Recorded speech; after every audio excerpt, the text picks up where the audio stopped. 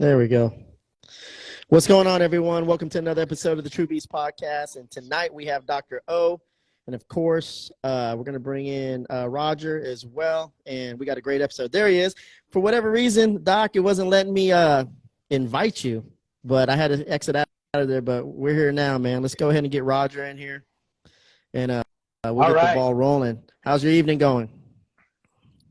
It's going great. We adjusted 27 dogs today.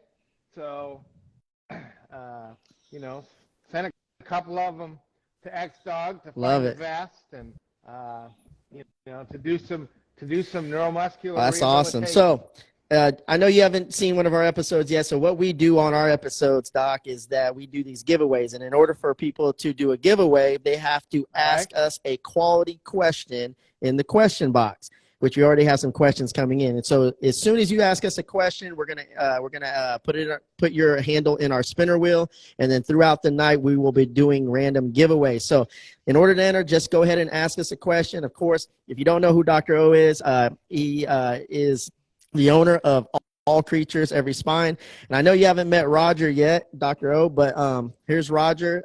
He's of Rogue Bully Camp. I know you guys talked a little bit in the messenger on Facebook, but I'm glad you guys got to get to interact tonight, because I think you guys are going to be you guys are going to do some big things together networking. All right. So I didn't know we had giveaways, so we'll Okay, you want to give away some books too? Some books. Sounds good. Yeah, you bet. So just however many you want, 5, 10 books, whatever. I don't know how many giveaways we got, so just awesome. We'll definitely add those to that as well. So let's talk about animal chiropractic. It seems like it's starting to be catching a big wave now, especially on social media. I've seen a few accounts now where a lot of animal chiropractors are making some pretty big waves, actually. Some of them have 1 million followers from what I've seen. Yeah, there are, and some of them, one of the things about animal chiropractic is just make sure that your animal chiropractor, because there's a couple of them that have absolutely no training and no credentials, and that means no insurance. So that's one thing. Do make sure your animal chiropractor is certified and trained. There's a couple of organizations that certify. But in Texas, which is where we're at right now, you have to be a veterinarian or a chiropractor to be a certified. Oh, that's interesting. And that's going to protect you as an animal owner because that means they have insurance. So it's a relatively safe procedure, but if something would go wrong, and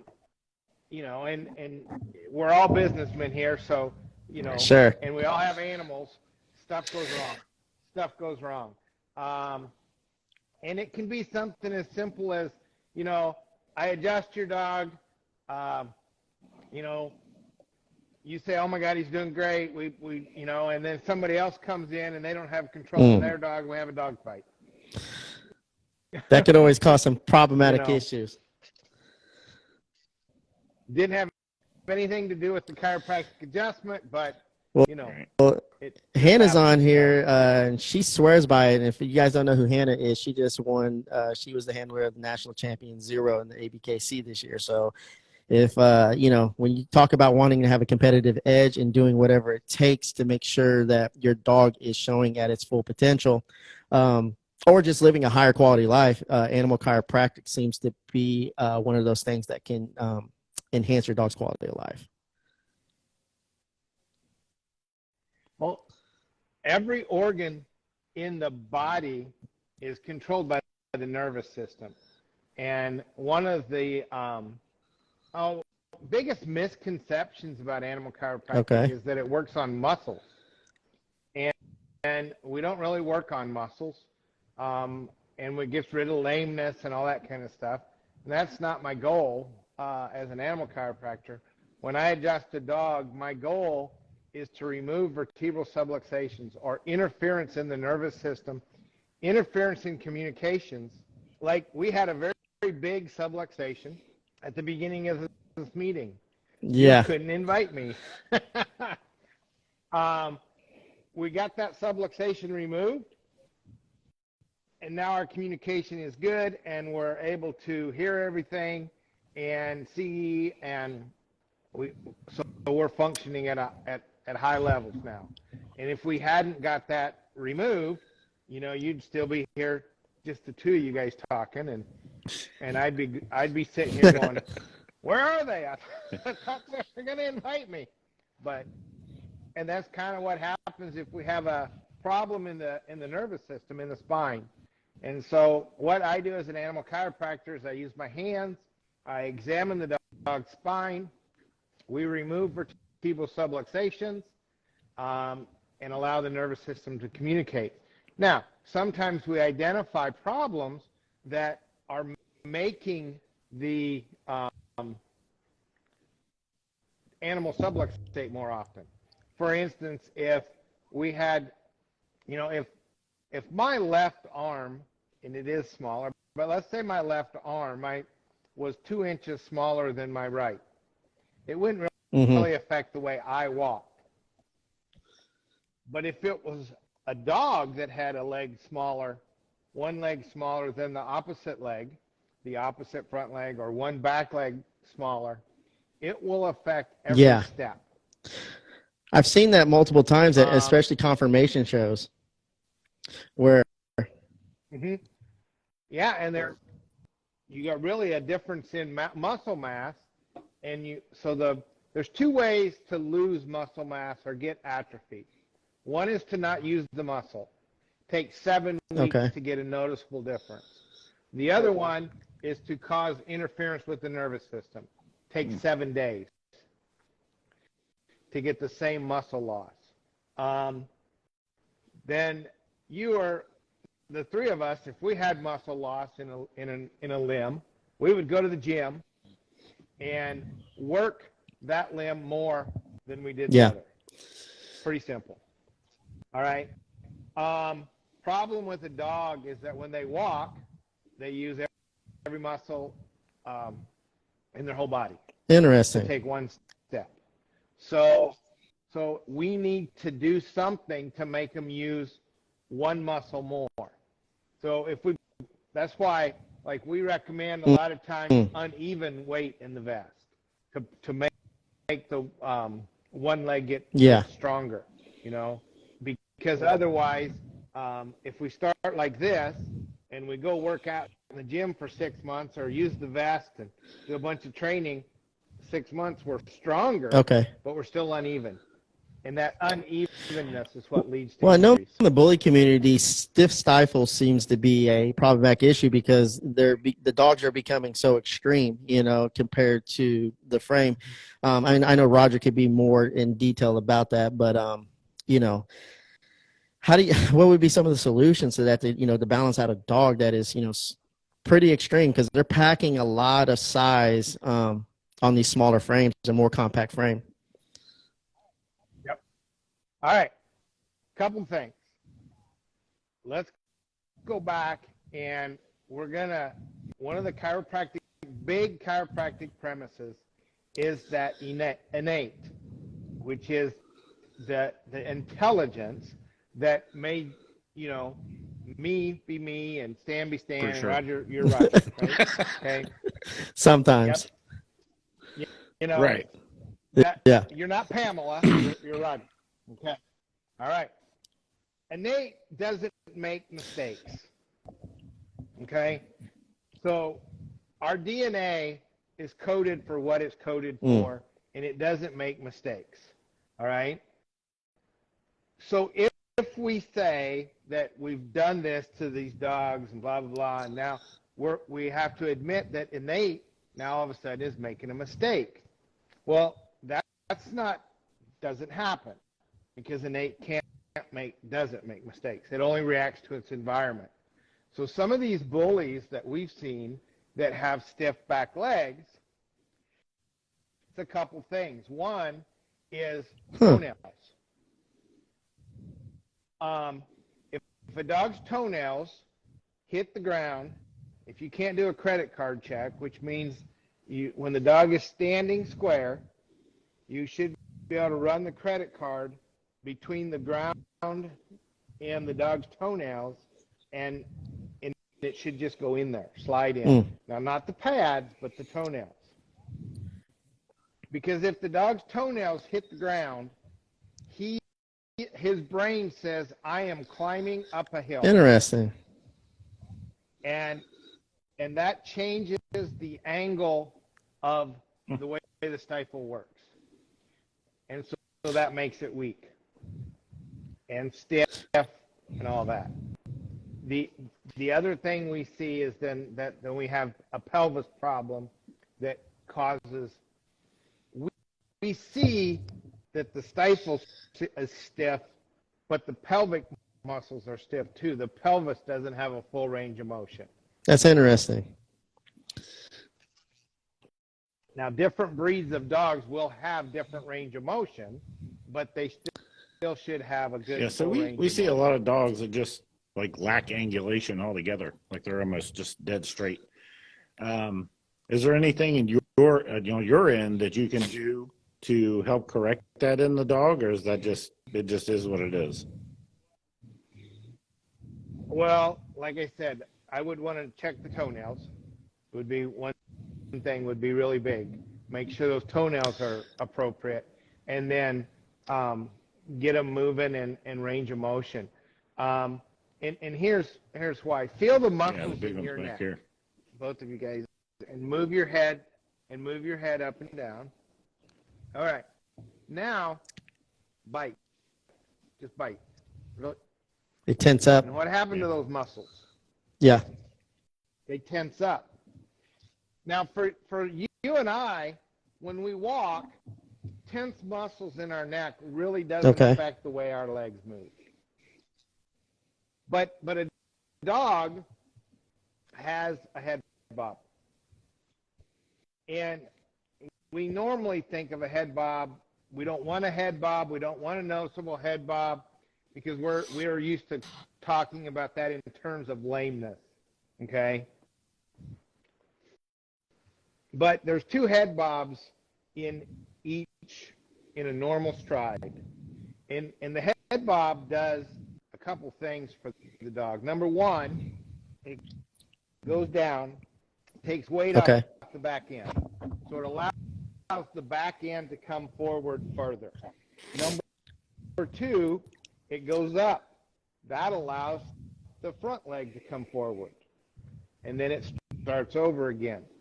And if that head bob isn't appropriate, then we start to have problems moving. Okay? And so it all goes together. So what I am looking for when I look at a dog is I want complete range of motion in every joint in that dog's spine. So I want his nose to be able to come to his chest. I want him to be able to look out straight as far as he can. Not necessarily take his head up and take his head to the ground, but I want to make sure that first joint is working really well. And then I want him to turn to the right and to the left. And as he turns to the right and to the left, I want his eyes to stay level. Because at the first joint, which we're going to call the COC1 joint, is only lateral flexion. So it only does this. And up and down. Okay? All rotation at that area takes place at C1, C2. So when I ask a dog to look to the right or left, and his first motion is rotation, I know he's not moving correctly at C1, at COC1. And I know if that joint's out of alignment, it affects every nerve in his body. It affects his sympathetic, parasympathetic nervous system. It affects the way he digests his food. It affects the way he moves. It affects the way he relaxes. It affects everything that dog does in a day. So typically, if a dog is just say it's always been stiff stifled, right? Probably not much on your end. You're probably going to be able to do with that. I'm going to adjust it until I actually put my hands on him, or until an animal chiropractor actually puts his hands on him. I don't know, but probably it's at the other end. I mean, we see a lot of animals with a lot of different problems in the hind end, and we correct probably 95% of the ones that we see that come here. We adjust their neck and they get better. We've had dogs. One of the dogs I worked on today is a champion Shih-Tzu dog, IPO dog, that about a year and a half, 2 years ago, it would take like almost 20 seconds for this dog to stand up, and it was whining, and it went, and they got x-rays taken, and it was diagnosed as having spondylosis in its back. We never touched its back. We adjusted its neck, and now the dog's doing great. She's had another litter of puppies. She was in another TV show, and she's being a therapy dog for grandma.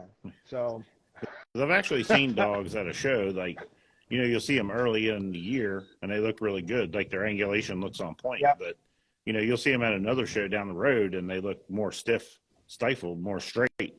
And so this is just an effect of them getting, out of alignment. I feel it is, yes. It's just getting out of alignment. And once we get the body in alignment and get the nervous system working properly, because we stand and interact with gravity according to the most effective way for us right now. So if you're stiff, my back is sore. Yeah, bend over, Stand like this, right? All right. But, if it's not sore, we can stand up straight. And so all that happens, and the standing is a evidence. So if we're standing straight, it's evidence that, hey, for some reason we're not interacting with gravity. I would look at the front legs too. So when you see the back legs be straight up, or the front legs kind of angled back a little bit? Because if the front legs are angled back, the dog's brain says, oh, I'm standing on a hill. I should lean forward, because when we stand on a hill, we all have to lean forward, right?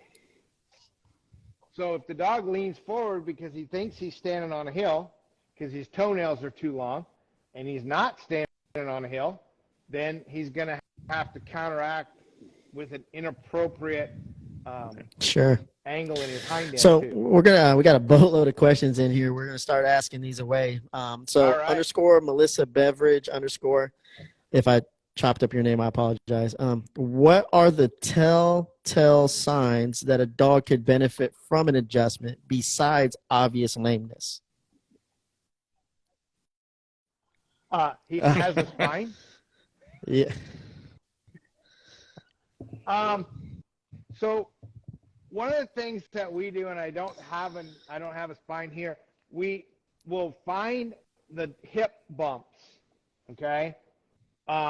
They're called the tubersacralis, at the top of the hip bone. Some people call them the wings of the ilium, but they're not where the joint is, not where the hip joint is, but up above. And you find those two bones, and they should be straight across from each other. And if they're like this, or like just a little bit off, that means your dog could benefit from a chiropractic adjustment. The other thing is figure eights. Figure eights are awesome. I like to do figure eights between my legs. It's a nice, easy thing you can train your dog to do. You can reward him with some True Beast freeze-dried treats. Food. Treats. Get him to do it. But you should be able to notice that both ways he can stay as tight. So if he's doing tight one way and then way out the other, he's not able to turn. So those those are a couple things that would say, hey, your dog should go see a chiropractor. Now, I know that every ABCA certified chiropractor, I'm a veterinarian, but we don't do any traditional veterinary medicine. I tell all my clients, if they don't know, come see me, because as a chiropractor, I know what is chiropractic. All the veterinarians, all the chiropractors that have been trained in animal chiropractic know what is chiropractic, know what isn't. So if you go to the chiropractor first and get adjusted, the dog gets better, the veterinarian, okay, it's not veterinarian. But if you go to the veterinarian first, very few of them are going to say, you know what, I think this is chiropractic. You ought to just go to the chiropractor. All right. Kenai Mattis is on here. If you guys don't know him, be sure. I'm sure you guys are following him. He says, Mattis lives to get adjusted by love. I mean, he doesn't bite the chiropractor. So here's another question. This is from Danny Morledge. What are your thoughts on canine massage therapy, whether it is for specific injuries, rehabilitation, or general health? Canine massage therapy is just like massage therapy for us. It works well for a muscle relaxer. But if we have that vertebral subluxation, okay, and if we have a difference in the muscle symmetry, the muscle mass, the massage therapy isn't going to help restore that. We've got to restore the nervous system. So we have to go in there, and normally I have a safety pin where everybody knows what a safety pin looks like, and you unhook a safety pin.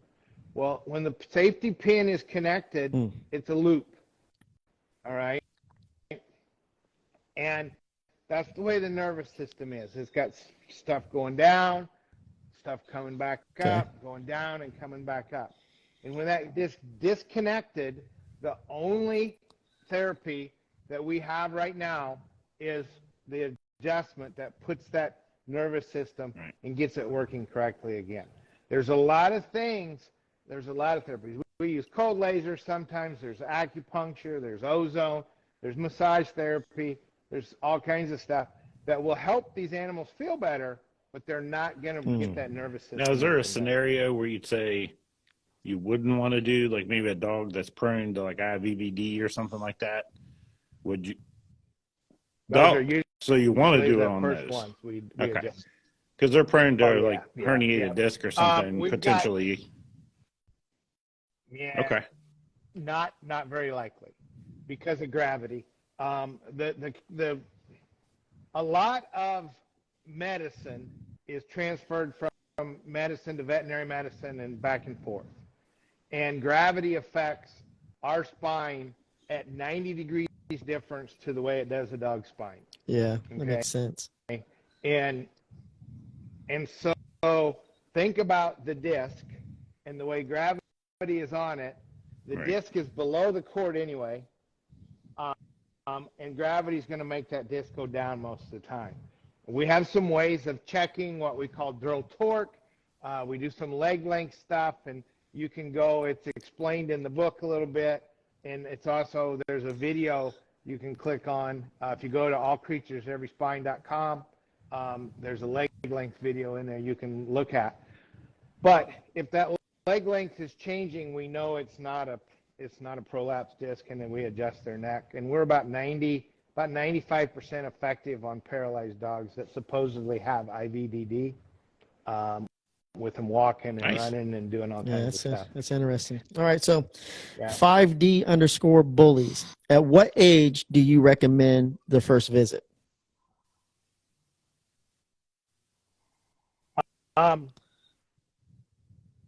6 months before they're born. Well, you're a little late to the party, Raj. We know we know that, and we'll go through that. We know that the uterus is a muscle, and to be that best environment for those puppies to live in, we want good muscle tone, and we know that we can tone muscles when we increase the nerve supply to them. So by making sure they have a good nerve supply and good communication with the brain in the female, especially after a natural breeding, because those are just so gentle. Yeah, exactly. And the nerve that goes to that uterus is right there by the sacrum and the last lumbar vertebra and the sacrum and the tail, and it goes to the uterus. And so we can adjust them before they're getting ready to be pregnant, before they're bred, after they're bred, and then any time as soon as the puppies are born. I've adjusted wet puppies before because I've been there at the place doing my monthly visit or doing my visit, and they're like, "Hey, we've got some new puppies," and we'll go in and they'll be wet, and we go ahead and adjust them because birth is the most traumatic experience that all living creatures survive. I recently just had a son, and my significant other, my life partner, she we took her to chiropractic while she was pregnant. And then, he has his own chiropractor as well. And, it was kind of crazy. It was the fastest delivery I've ever experienced, and it was all natural, like it literally, like her water broke around 5 and he was out about 9. So it's interesting. Yep. So, yeah. Let me see here. I just had a question up. Okay. So, this one is from Carl Osachoa. If I butchered your name, I apologize. My dog's leg pops sometimes when she runs. Can this be adjusted? It's the back leg, and she is a female. Well, it depends on which joint it is, and popping, and what the popping means. I don't, because usually, like, if I adjust my finger, and you hear the noise, that's just a gaseous release. That's all that is. Now, there are joints that can pop and get subluxated. I would wonder what the muscles of that leg look like, and are they even or uneven? Is that leg that pops the exact same size as the leg that doesn't pop? And if not, then I would be more worried about getting that leg built back up, the strength in that leg built up over time, using a combination of chiropractic and the weighted vest, depending on the condition of the dog right now. Right. I don't know how athletic the dog is. And some dogs, I know there's people listening that are like, well, my dog's not athletic. He doesn't need an X-Dog vest. Okay, well, maybe not right now. It's my couch potato dog, and he can't even hardly get off the couch. We can do exercises with these dogs by just feeding them, by putting their front legs 2 to 4 inches, depending on the size of the dog, 2 to 4 inches higher than their back legs. And we're using this amazing tool that the universe gave us to help strengthen those dogs' back ends, and it's called gravity. And when we elevate the front end just a little bit, it puts more weight on the back end. And so if you just do that to feed while your dog eats, you've increased the weight on his back end for 5 minutes twice a day. So basically, you send him to the gym. So you're saying for 5 minutes twice a day. elevate his front feet during feeding time? Yeah. That's interesting. Yep. Put a step and elevate the bowl, but then also elevate the dog to get to the bowl. That's interesting. Huh. Right. Yeah. So a lot of times you have to hold the bowl or whatever different thing. I've got a German Shepherd that now eats. He puts his front legs on the 24-inch jump box that the owner uses for exercise. And he puts her, it was that dog I was talking about earlier that had the bad back, but she puts her front legs on that box, and they hold the food up above it, and so she eats like that. Now, would that be your recommendation, like that severe? What would you say the recommended angle would be? I guess it depends on how tall the dog is. It depends. Well, and it depends on the dog, and it depends on the condition of the dog, and it depends on where we're at. Like the lady that's training that has the #1 dog, she's not going to do that. That's not going to be enough. You know, she's going to be using the weighted vest. She's going to be doing all kinds of stuff.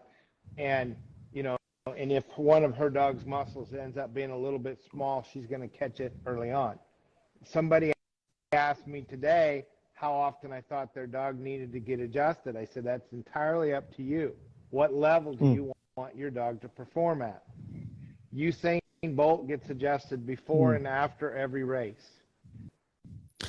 And I mean every heat. So if he runs 4 times in a weekend, he gets adjusted. Yeah, you know, my junior year, my senior year in high school, my junior year I blew my right hamstring. My senior year I blew my left hamstring, and that's where I got introduced to chiropractic, because it is basically how they kind of explain it to me is kind of like, you know, your belt on your car engine being slightly off.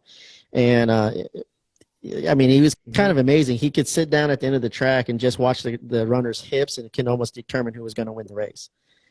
And so it was you know, being aligned correctly. You're right. It's just, I mean, it's important. Are you able to see the questions, Roger? I can. Okay. Go ahead and ask the next question. I mean, Stephanie _Big Mike Bully. He just answered your question. Yeah. So we'll go ahead and knock that one out. Well, the question went away. So I don't know well, no, it was a question he asked about. He got asked earlier. It was like, how often should you get adjusted? So if you can go to the next one. I don't know that I can do that. Let me see. Here, let me go ahead and pull it up, and you can read it, and then I'll bring the question box up, but I don't know that I can. Okay, here we go. I'll bring one up. Can you see that? Yeah. Okay, I'm going to run a contest real quick. So if you guys haven't entered, all you got to do is ask a question in the question box. Don't ask it in the comments. That way we can keep it organized, and we're going to go ahead and do a giveaway right now. Okay. Yeah, Pac9 Precision LLC wanted to know, being that the range of motion is so important, would you say leashes limit those neck movement, therefore causing future damage overall? Ooh. Does your dog tug on the leash, or does he use the leash appropriately? If you use the leash as a correction, then the answer would be yes, it's going to cause future injury. But if that's the case, you're going to put a harness, you're going to put whatever on your dog, and it's going to cause future injuries. One of the reasons that we like X-Dog and Stan and the whole philosophy of X-Dog is obedience and dogs having a job, all right?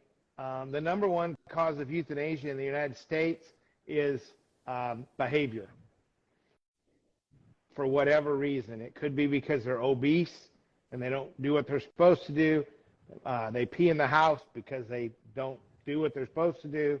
Or, you know, they're dog aggressive or kid aggressive or whatever. But it all boils down to behavior.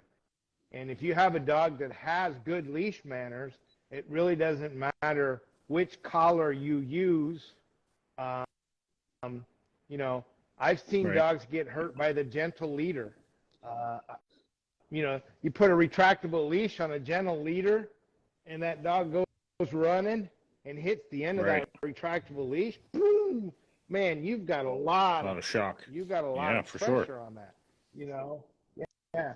You can put a harness on a dog, and you know the dog. If the dog is tugging all the time, and you're halfway picking up, you're causing problems. So. I don't know. It depends on whether the leash or whatever you're attached to the dog with is being used as a correction device or it's being used appropriately. Yeah. Does that make sense? So Beast of Peace first said, can you adjust a dog's hips back together if it's dislocated?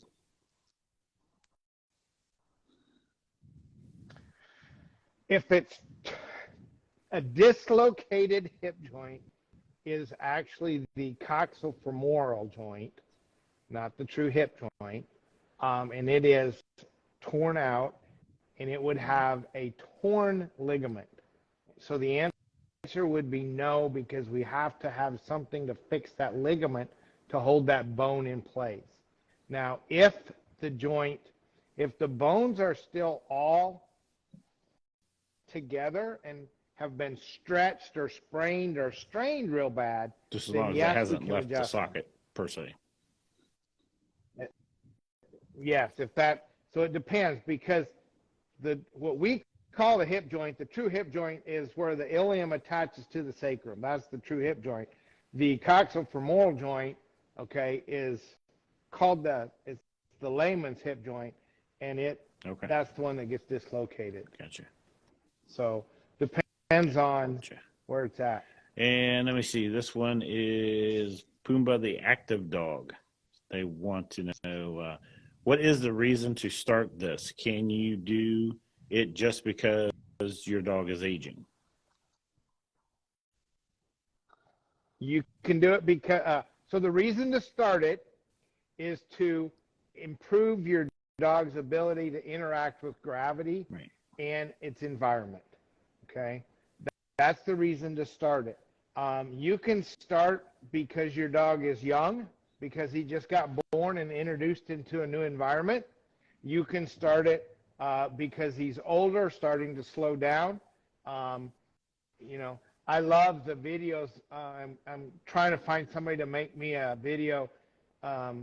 There's a couple of supplements out there that have before and after videos of older dogs. We see that all the time. Right. Before and after dogs. I had one lady call me we were doing a podcast on my podcast, allcreatures.live, and talking to a dog owner that has been using us for 20 years.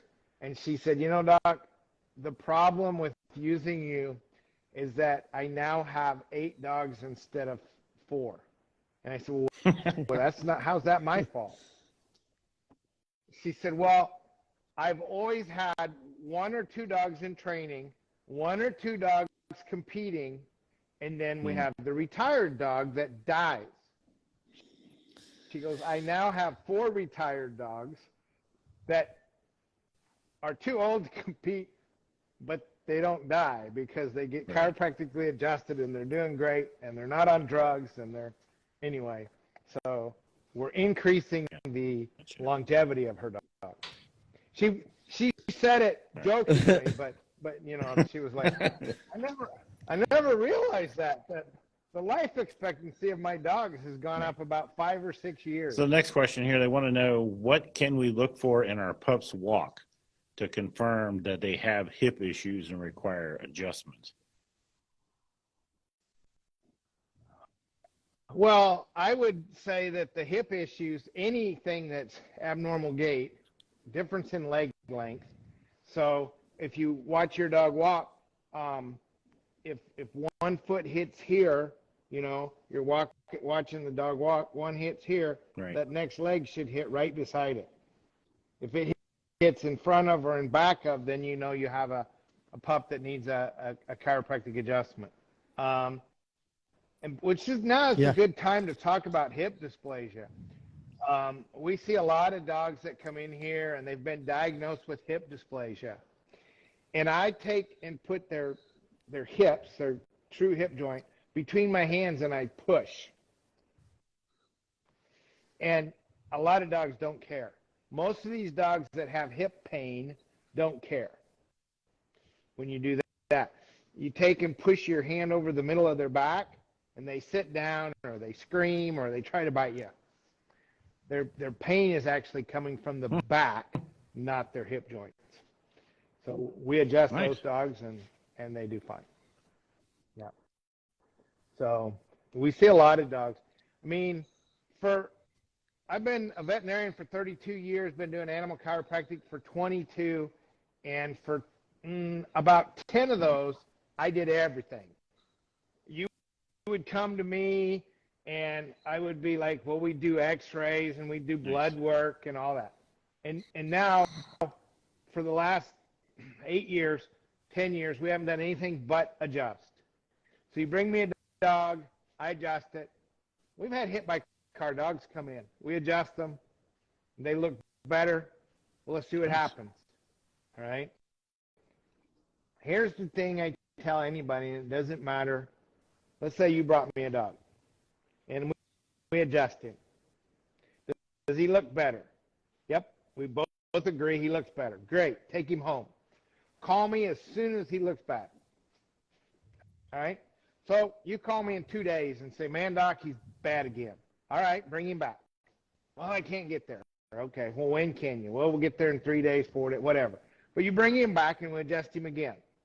He's got the exact same subluxations. You say, well, he's no better. Well, we don't know. So we're going to adjust him again. That's our second one. All right. Tell me, and we're both going to agree he looks better. Yep, he looks better. Great. Call me when he looks bad again. Now, if you call me in 2 days and say, nope, he's bad, I'm going to say, we need to do some x-rays or blood work and find out what else is going on. All right? If you call me in 4 days, say, man, doc, this stuff ain't working. He's bad again. Well, wait a minute. He went 2 days, right? And now he went 4 days. Seems to me like he's getting a little bit better, isn't he? Yeah, I mean, based on... Well, yeah, maybe he is. So what percentage would you say of dogs do you see that are, let's say they come in with stiff stifles, since that seems that's the subject. What percentage would you say that are some kind of just structural deformity versus a dog that just needs to be adjusted? Probably about 99-1 that need to be adjusted. For a second, I think. Did you hear what he said? Oh, Oh, really? 99 so the majority portion just need to be adjusted. Yeah. That's pretty amazing. Yep. Yeah, because like we said before, that deformity means that Right. innate screwed up, and that doesn't happen very often. I mean, it does sometimes because there's some trauma in utero. There's a dog starved, female bitch starved. All kinds of things, weird scenarios that we can have that make to where the dog was reacting to his environment in an appropriate manner at that time. Right. It just wasn't appropriate. If you get scared enough and you have a severe sympathetic response, right? You piss your pants. Well, that's pretty embarrassing, but your body is reacting appropriately at that time. Okay? Now, at a later date when somebody goes like that, and that was the preclude to whatever scared you, okay? If you piss your pants again, well, now it's maybe not appropriate. But it's because your innate is still remembering what was going on. Since we're on the subject of rears, and I think this is probably one worth bringing up, we see a lot of dogs that end up with injuries because of the whelping box, like young puppies. You'll see tons of puppies that are in the whelping box. They just have like smooth plastic down or something like that. Like the dogs can't get any traction. What I guess the biggest question is there a lot of truth to that? What's the percentage of dogs that are actually injured because of that whelping box not having proper grip inside the whelping box for them? I don't know the numbers there, but I do know that 95% of the puppies that we see that aren't injured have problems with their nervous system. And by that I mean when we feel their spine and look for motion all the way down it, look for symmetry of movement, okay? Probably 95% of the puppies that we see that are, a day old have issues. And so if they have issues, we see a lot of swimmer puppies come in here, we adjust their necks, and they get better, all right? Because it's a nervous system issue. It's a problem. The fastest way to lose muscles is to impinge a nerve. So the fastest way to strengthen muscles is to have good nerve flow. Yeah. If we took and put an X-Dog vest on a paralyzed dog, the back legs aren't going to get any stronger. We've got to get nerve flow to those dogs, to that dog's back leg first, and then we can use our tools to make the muscles So I guess the big takeaway kind of big takeaway here is before you say, oh, my puppy's got swimmers or my puppy's got, stiff stifles, and you just kind of give up on it. Basically, take it to a chiropractor first and see if it's just something that may need adjusted that could correct that. Makes a lot of sense. You bet. Yeah. I saw a dog today that was a purebred German Shepherd that had been out and given to somebody and or sold, and they had to take it back because it wasn't getting along with the family and all kinds of problems. And it had some severe neck issues, and it was hard even touching the dog. So the young kids in the family that they had to take it back from, I'm sure were jumpy and young kids move fast anyway. And so we adjusted that dog's neck. The dog would not lay down the whole time. They were doing the paperwork. It was a new client, so they were doing the paperwork. The dog was like just alert, like all, didn't relax at all. We adjusted the dog's neck, got everything done, and the dog immediately laid down and went to sleep. Nice. So, there was some behavior issues that we changed. There was some, nice. So Ashley here is asking a question. She wants to know, what are your thoughts on water therapy? Well, water therapy for what? We didn't get that. Yeah. Well, ask Ashley, her if you can't say, hey. If you're still in there, just throw it in the chat, Ashley, if you want to specify for what. If you're using water therapy to like wash a wound, see, you can do that. You need to make sure the water's under enough pressure to make it bleed. That actually cleans out the dead tissue every time. So that's one water therapy. We can use water therapy like an underwater treadmill. And I imagine that's probably the direction she was going. If you're going to use the underwater treadmill on a dog that has uneven legs, they're still going to be uneven when you come out. All right. We need to adjust and then do something to even the weight, the legs out. So maybe, and that's where we have some exercises that we do. We're working with Stan and the X-Dog people. We're making some videos to add to a video link that we have for our clients, and so that we're making it better. So we're putting X-Dog videos on it. We're doing some other videos. Like I'm starting, and I've got a video. One of the first things I do if we have uneven size of legs, which a lot of these injuries are due to uneven size of legs. All right, and you start checking. Like I said, it takes 7 weeks with lack of use to make a leg noticeable smaller.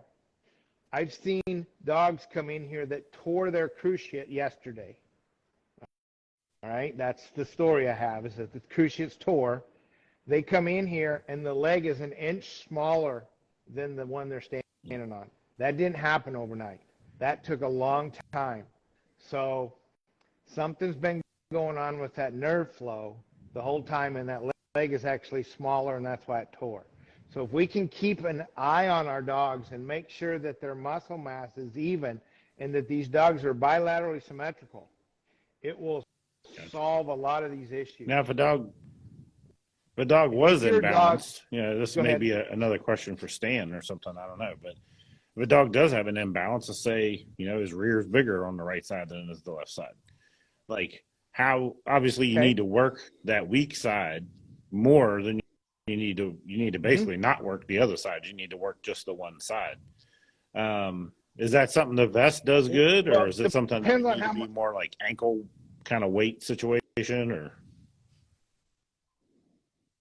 Right. Well, it depends on how far we are, how bad we are.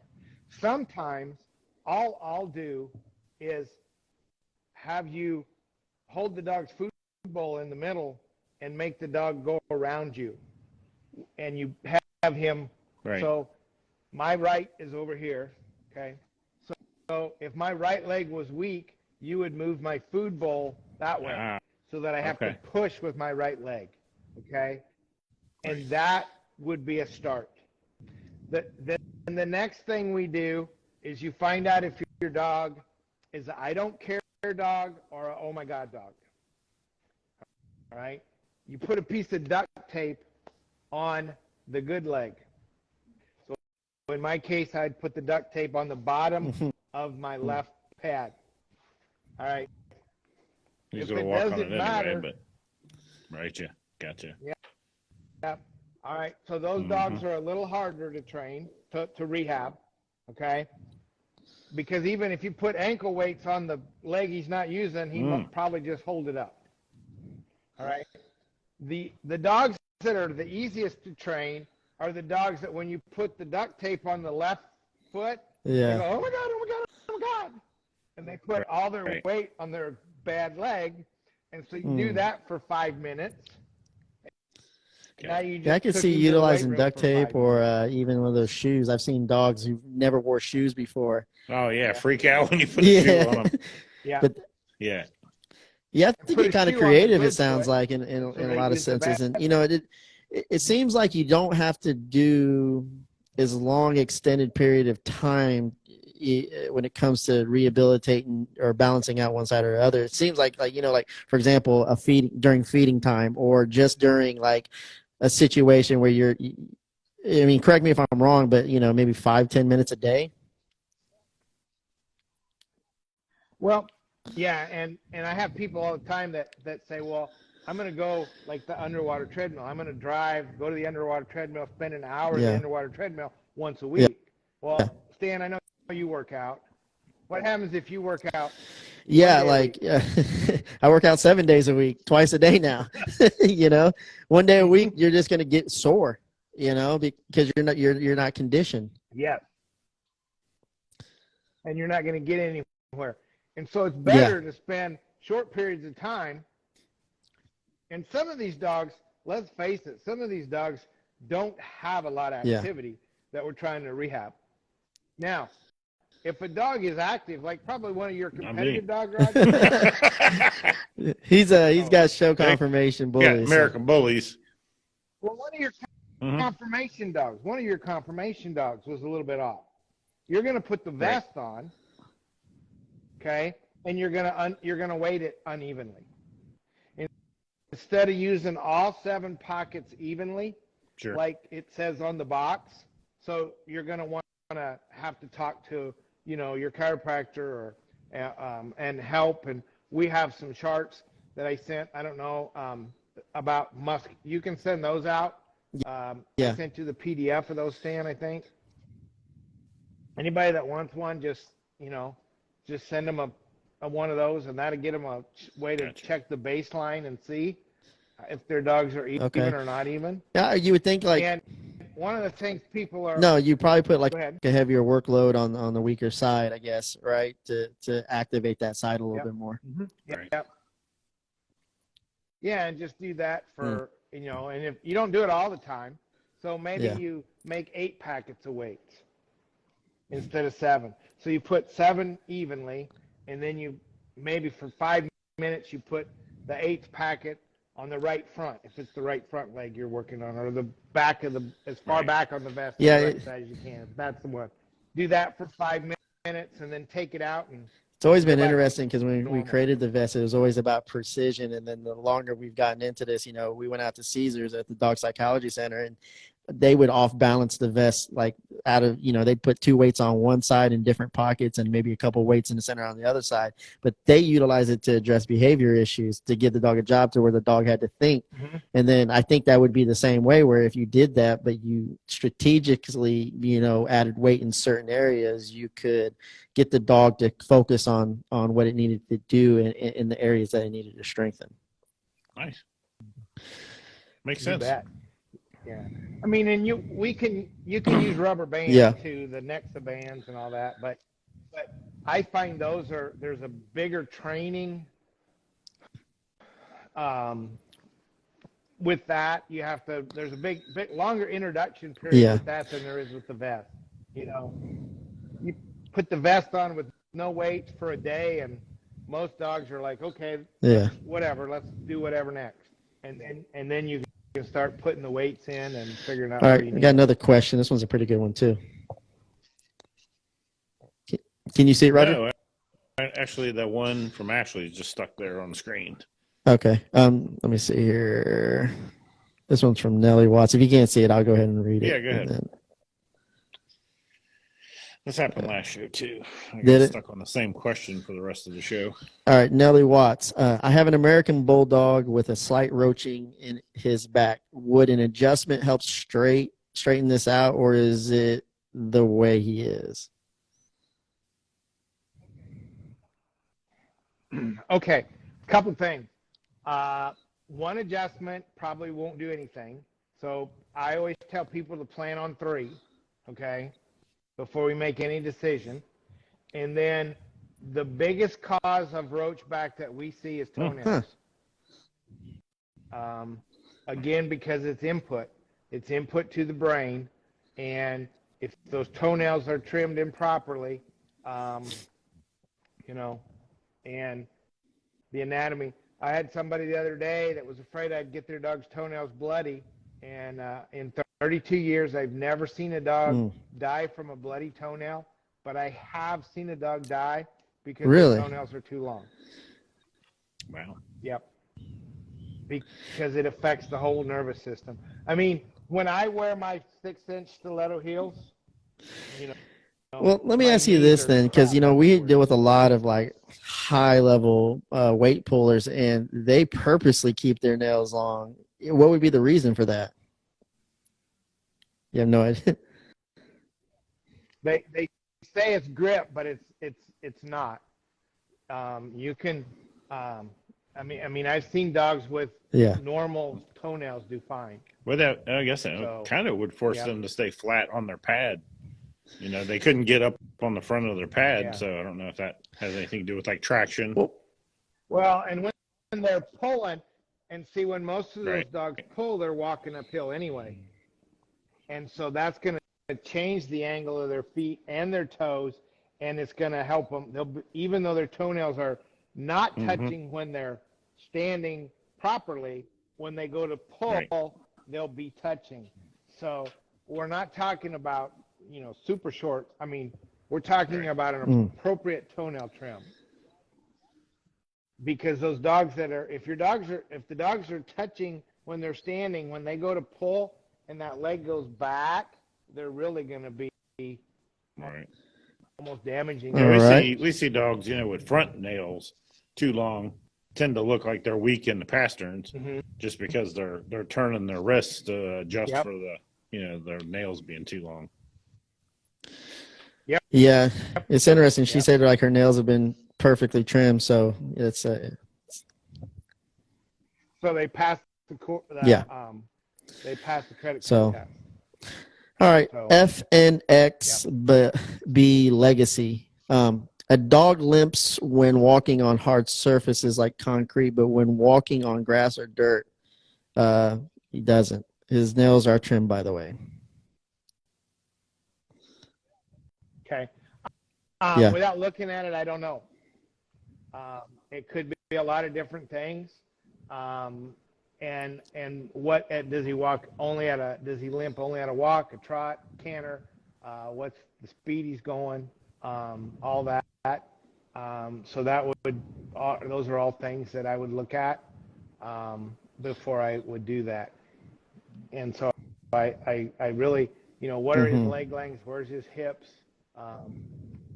Because if his legs are a little bit uneven because of his hip being out of alignment, because his neck's out of alignment, then that would cause a limp. And here again, that's one of those things that's not going to, one adjustment's not going to take care of it. It'll probably take 3. It says walk show speed. See. Okay. So Pac9 Precision _ LLC. Is there a proper way I can stretch a dog for better mobility? Any stretch preferences? Just full range of motion is your best thing. Just put each limb through a full range of motion. Okay. So by full range of motion, I mean you got to do the elbows this way and this way. Most people just stretch one way when they're stretching. They're just stretching the shoulders or they're stretching the hips, but you're not stretching the elbows and the knees and the stifles and all Royal _Ray _Kennels. Dr. O, we whelp for others and ourselves. What are your thoughts on CHV?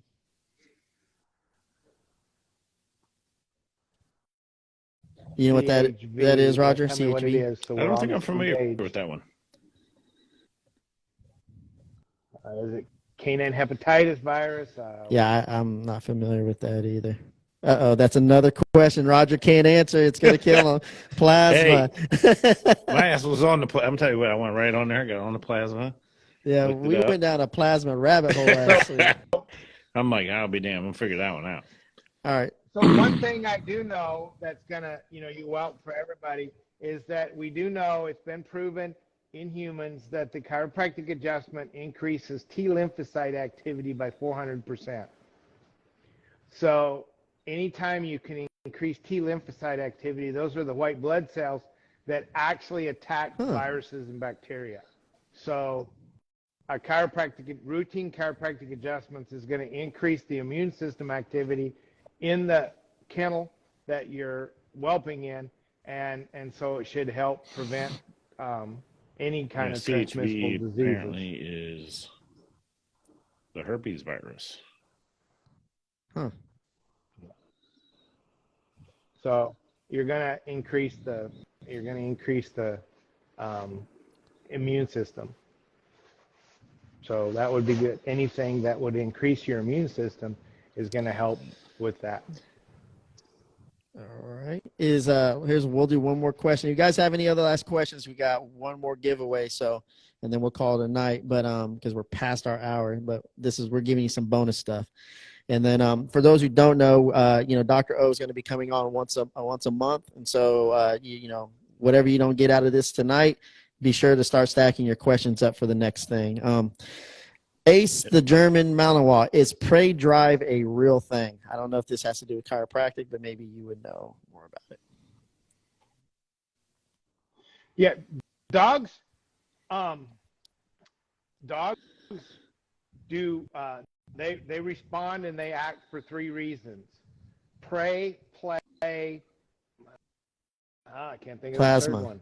And but yes, it is the third one. It is a prey, play, and you have to figure out something. There is a prey drive, yes. Now, can you retrain that prey drive? Yes. So if you have a dog that's chasing the cat, you can retrain that, yes. But you have to do it in an appropriate and timely manner, and you probably can never leave them alone. With all I've got a border collie that was supposed to be a flyball dog, and we turned him into a seizure alert dog because he loves to play ball. So you'd think he'd make a good flyball dog. Well, his reward is getting the ball, not bringing it back, but just getting it. So he runs so fast to go get it. Then he gets it, and it's like, I'm done. He just got his ball. Trots back with a big old smile on his face. He's got his ball. So that's not a good reward for him. So you've got to find some kind of reward. Praise. Sorry, that's the third one. Praise, pray, and play are the three that dogs use. So they will do things because you praise them. They will do things because they want to play, and they will do things because of prey. So those are their three drives, and you just have to direct which one you want to work. For those who are just tuning in, Zach decided to show up tonight. Zach, introduce you to Dr. O. He's usually our resident host as well. He's also our in-house graphics design guy, Dr. O. So I wanted to make sure you introduce. He does videos and stuff. So him and Steven do stuff for us, but Steven stays busy, so we had to get another person. How's everybody doing? Okay.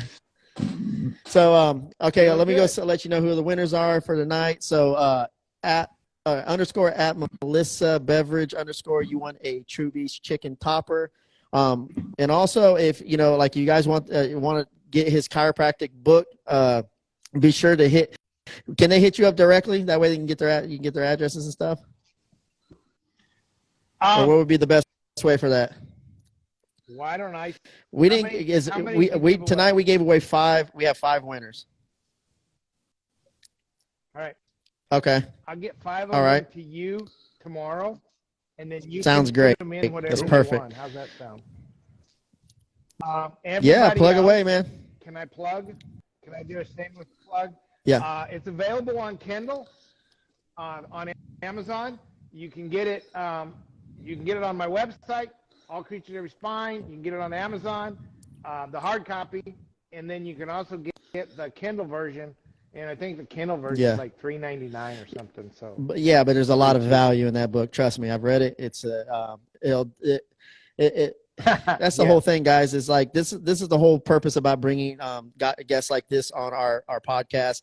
You know, obviously Monday we bring a lot of valuable mindsets when it comes to the bully community, and with True Beast trainers, which we're going to be hosting on Thursdays.